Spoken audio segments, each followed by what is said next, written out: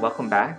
My name is Iqbal Akhtar here in Miami, and we're very honored to have Tara here with us, who is heading efforts to develop the Bell Chapel here at Florida International University. And she will introduce herself and a little bit about the work that she's currently doing on creating this really remarkable multi-faith space for Miami at a university, kind of a third space, something that's not traditionally sort of understood as the university, not traditionally understood as a place, as a faith-based institution, but having sort of this open, pluralistic space where we can have different types of discussions among different types of students, a place where you can pray, you can explore spirituality, a place where all types of sort of activities that are related to spiritual life and growth occur, and that spiritual life is part of the student experience here at FIU. So we're very honored to have Tara on very short notice coming to join us for this podcast. And I'll turn it over to Tara. Thank you. I appreciate you inviting me on the short notice still. I'm happy to be here. So my name is Tara Orezzoli. I work at FIU Foundation, and I'm a Director of Development for Strategic Initiatives. And my biggest and most important project is the Trish and Dan Bell multi-faith chapel. If anybody has been on campus and has driven down up into the entrance of 107th and past the Reagan House and just clicked your head to the right, you can't miss it. It's a huge building, and it's gorgeous. It's very eye-catching, and more than that is what the building is going to represent. It is, in fact, exactly what you said. It is a multi-faith chapel, not an interfaith chapel. There is a distinction. It is a multi-faith chapel, which means it is open to everyone. It does not matter what your belief system, what your faith is. If you have no faith necessarily that you ascribe to, you are still welcome. Everyone is welcome. What we do plan to have there, though, are interfaith opportunities, right, whether it's programming or education, courses, seminars, or even just the spontaneous interaction. Visitors who come from different faith backgrounds. That is what the chapel is there for. It's to foster and spark that dialogue that is so necessary, I think, today. Absolutely. Talk to us a little bit about the building's design. What are some of the interesting features, or what makes it unique? So one of the things that I have tried to research extensively, so I say this with caution, I don't believe that there is another public university in the state of Florida that has built something like this from the ground up with this intention in mind. I think FIU is the first, so way to go, FIU. Right. So the building is designed by Miami-based architects Gori Matute, and it's designed based off of the sacred geometry of nature. So anything that you would see mathematically, repeating in nature, those design elements were put into the chapel. It was done intentionally so that there is not a nod or a focus or a lean to any one religion or any one faith. It's very neutral. It invites everyone, and it really does embody nature. So much that if you look from the aerial view, you can see it a bit when you look at it face on, but from the aerial view, you can see it has been designed in the shape of a fish, which is one of the symbols that we have found represented in many faiths. So it's large. It's about over 18,000 square feet. It has a 3,000 plus square foot sanctuary with no fixed furniture, because it is extremely important that all groups can come and pray or worship in the manner that they choose. So if the Muslim community wants to come and lay their rugs down, they're able to do so. You can't do that with fixed pews or chairs. Right.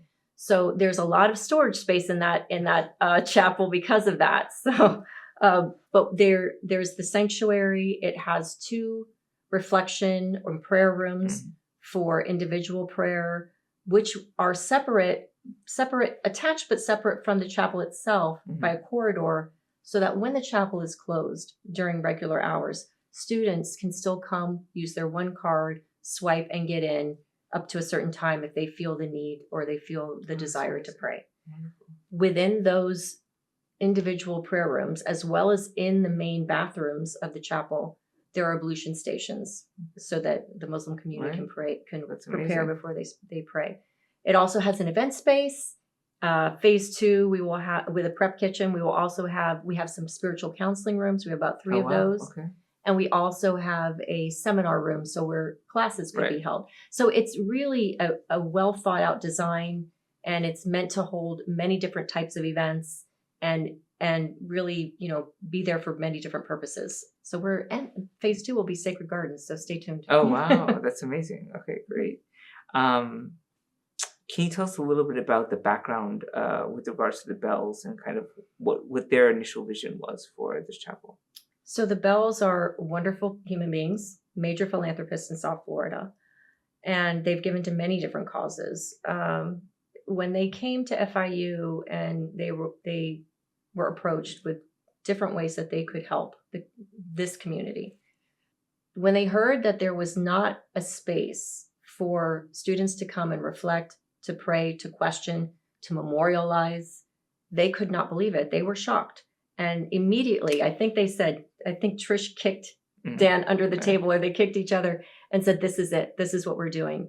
And I dare say, I think that if they watch this or if anybody talks to them, I think I'm safe to say this is one of the most important projects that they have ever been a part of. So it's kind of a legacy for them. And I'm really, really eager and excited to have it finished soon so that they can see it. Right. Be a part of it. So where's it at? Where's the project at right now? So, like I said, when you come into the campus off of 107th and 16th Street, just behind the president's house, the Reagan House, there's the chapel sitting next to it, lakeside. Okay. So right across from the Graham Center, that's where you'll see the road kind of curves gently around there, and that was done intentionally as well. That whole road had to be redesigned and rerouted, which is why it took a little bit of time to get started. Okay. But they specifically curved it to make the drive, when you drive past it, feel like you're entering a slower, more spiritual space as well. Oh, wonderful. Mm-hmm. Great. I mean, that's a very important part of it. I think just the aesthetics, the architecture, the way that you're able to connect to the environment, I think is a very important part of spirituality. We were talking a little bit earlier about where Americans are at particularly sort of our students in terms of spirituality, and what are people looking for in terms of spirituality? What are some of the things that you've seen in talking to people about the chapel? So most of the response I have gotten has been very positive. Okay. And I actually was able to spend time in Chicago with an organization called Interfaiths America. Right. I know you're aware. Yeah. And was able to speak to a wide range of students from across the country. Mm-hmm. And it's a similar, I hear the same message echoed. People want a place where, and I think people are ready to not just be tolerant of others' beliefs or religious ideas. Mm-hmm. They really are looking for respect and understanding. It's okay that we don't agree. Right. It's fine. But rather than tolerate yours, because tolerance can be until I tolerate you till I no longer do. I want to respect that we have a difference of opinions, that maybe culturally you were raised a different way, and that's how your ideas came to be a part of your core. So I think people today are really, really yearning for a deeper sense of spirituality and a deeper sense of community. Learning about how do you celebrate, the religious holidays in December? How do you celebrate Passover, Easter, Lent, whatever it may be, Ramadan? Right. And I think that people are really appreciating seeing those differences. Right. Yeah. So I think that's something that one of the advantages, we're kind of like now in the maybe third generation in the United States of Americans who have grown up on a model of America that is multicultural, and that believes that there's not just one way of what it means to be an American, but it's very multicultural, and I think the other word that we use a lot is pluralism. Mhm. The idea that you can have many different ways of being, and that those are equally valid, and you can learn from each other, and it does that you don't necessarily have to agree with everything, but that you allow there to be a space for the conversation, and that people are allowed to live the best version of their lives. And I think that's really important, and faith is an important part of that. I think one of the other things that we really see is that there's this within religious studies we see what's called the de-churching of America. So a lot of people have left traditional churches. They've been disillusioned for whatever reason, whether it's the Catholic tradition, whether it's the evangelical tradition, and yet at the same time, people want a sense of spirituality, that there is something greater out there. And they also want a sense of community as well. So they want to be able to have fellowship with other people who are like-minded, and especially if they have families, they want to raise children in some sort of moral and ethical framework that's important for them, that's based in a community. And so I think that's something that the chapel might be able to help students with, is to be able to explore other traditions from whatever the tradition they came from. And you have there are many, I mean, Interfaith America is a wonderful organization that helps to allow students to explore that. But a lot of times students will come, to the university, not necessarily thinking very deeply about religion, or just kind of whatever they grew up with. And then they're now, they meet a Muslim woman with a hijab, for instance, or they're meeting someone who practices a different religious tradition like Santeria. And so that spurs them to think a little bit more deeply about religion and spirituality in their lives and kind of what that means. So it's not simply about production and consumption, kind of an economic perspective, but there's something greater.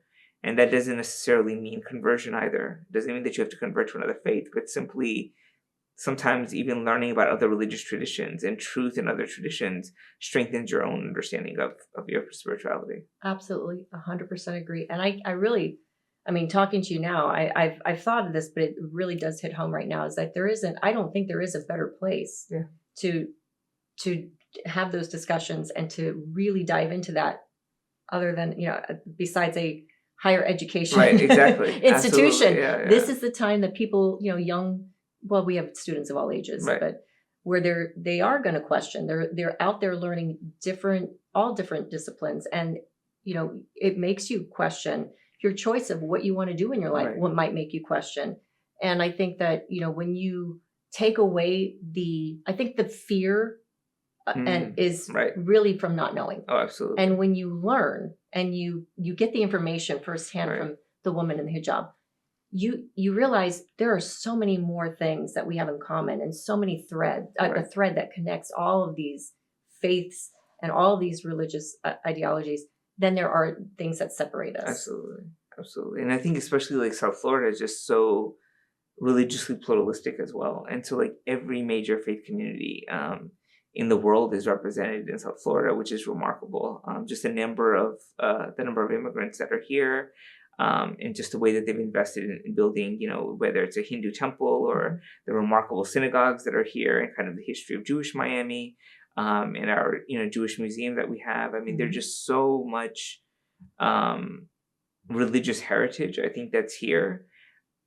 And one of the things that our students really, really enjoy is just being able to visit these places and partake in services. I think that's been something that's really amazing for them. So like if the students will go to a Hindu temple for a puja, and then they're able to partake in the prasad and sort of eat some of the food of the community, that makes a massive impact on people, their perception. I agree with you. And on a personal level, what you just said makes Miami one of the best places in the world to live. It really is. So you all are lucky.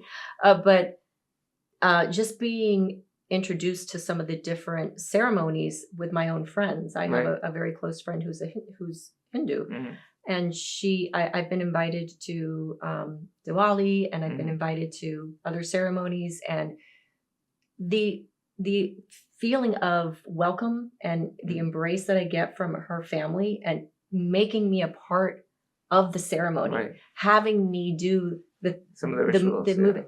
It's literally, I feel such an honor. I mean, how can you not be uplifted? And I really think it's important for as many people as possible to have those experiences, because it really does make you feel like you are, a collective, much more than we are just, a divided community. No, absolutely. I totally agree with that. I mean, do you have any story? Like, what is your spiritual background or your story? If you'd be comfortable in sharing? Sure. No, I'm an open book. I'm fine. My mother went to Catholic school. Okay. She's Italian, traditional Catholic, nuns and all of the works. And my father grew up pretty much an atheist. Okay. He's now, I believe, agnostic. He's gone to agnosticism, but he was an atheist. So they had 5 children, and they came to an agreement that none of the children would be baptized until they were older and they could decide for themselves. Okay. Needless to say, every one of my sisters and brother did it at the same time. They became baptized in the religion that they chose, which was Catholicism. Mm-hmm. And I chose not to, because I couldn't latch onto one. Okay. There were so many things in so many of the different traditions that I couldn't commit to one. I said no. So I decided I was just going to be more spiritual than religious. And truly, if I'm being completely honest, once I had my first child, the love that I felt and that kind of connection and magic pushed me to give thanks to something and to commit to something. So I did end up being baptized Catholic, really more for that reason. And it didn't matter to me. Honestly, it was like, to me, I'm talking to everybody. Right. Sure. But I don't really practice. I really have gone back to more spiritual, but not religious. Right. I find that my comfort and my faith is really rooted in nature. Mm. And so I follow more seasonal kinds of holidays and religious ceremonies. Okay. Yeah, absolutely. No, I think that's it's a very important part, to be connected to some sort of spirituality and to give deeper meaning, I think, to our lives, and to just reflect on that, because that's something that, just being in a state of gratitude also, I think, is something that's very helpful in terms of our spirituality, and then also focusing on ethics, right? And so, especially when we have children, how to raise them as good people in some sort of moral and ethical framework. And spirituality definitely helps with that, I think, So that's amazing. And you're originally from Miami as well. I am a native. I'm one of the rare natives left in Miami. And I have 4 kids myself. Okay. And I will tell you that even though they were all baptized Catholic, because my former spouse was Catholic, but every single one of them, they're very spiritual, and they're very the most important thing is to be kind. Choose what you want to do. Just be kind. With harm to nobody. Just whatever you want to do. Make sure it harms no one. Exactly. That's the rule. That's right. Absolutely. Mm-hmm. Yeah. I mean, so growing up here, how has Miami changed from the time that you grew up? It leaps and bounds change. So much. When I grew up, I'm an alum and I graduated, a long time ago. And I don't think we had paved garages back then or parking lots. Mm-hmm. I think we parked out in gravel. And there were just a few trees with the braces that were just being planted. And we didn't have as much different. I grew up with very, very, in a Latin community. Mm-hmm. My friends were Cuban immigrants. I am honorary Cuban, I'm told by my friends. So my friends were Cuban immigrants. And that was basically the main demographic here. You had, the Jewish community, you had the Cubans, and then you had, the natives or the Americans. And now it's just, we have every nationality represented, which is phenomenal because we have the best food, we have the best music, we have the best entertainment and art. So I left I think I want to say I left in 1997, and I traveled the world with the military. Okay. And when I came back, I was stunned. The growth has been exponential.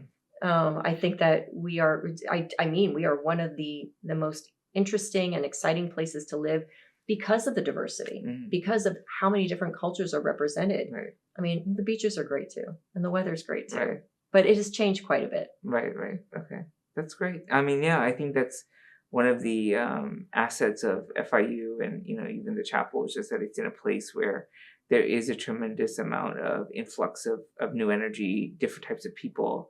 And I think that just gives it a lot of vibrancy to any sort of effort that we're trying to develop here, So I think that's been pretty amazing. It is. It has been amazing. And I think that FIU is doing a phenomenal job in kind of just responding to that, where I think that what they're doing now is, we are trying to look at students in a more holistic manner. Right. So, not just focusing on the academics and the sports, but bringing in the spiritual aspect, because it's all encompassing. I mean, if you, for our international relations students, you want to have good relations with, people from across the globe, you should know something about their faith and their spiritual background. That's going to help you. Yeah. So I think that it's smart, and it's also something that's going to be, I'm hoping that we're role models and trailblazers for other institutions, because it's time, I think, that we add this into the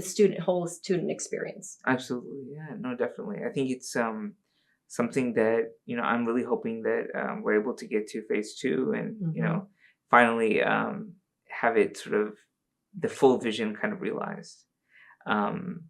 Are there any, so if anyone's interested in learning more about the chapel, how would they go about learning more about it? You just give me a call. Okay. Or you can email me. All right. It's torezzol@fiu.edu. Perfect. Or you can call me at 305-348-7429. You can even call my cell if you. I'm sure it's there somewhere. We'll put it in the show notes. Yes, just give me a call, or reach out to anybody at the foundation or at Religious Studies, the SIPA, that department. They'll be able to reach you to the person, and I'd be happy to give tours. Okay, wonderful. Do you guys have a website yet or not yet? We do. Okay, perfect. We do have a website. Okay, great. So I'll put a link to that as well. Yes. And then hopefully, there'll be some events forthcoming pretty soon. Yeah. I'm hoping, yes. And we're hoping for fall of 2025 we'll be open. So. Okay. All right. Wonderful. Well, thank you so much, Tara. This is a pleasure. Is there anything else you want to say? Go Panthers. Okay. All right. Perfect. All right. Thank you so much. I appreciate it. Thank you. All right. Take care. Thanks.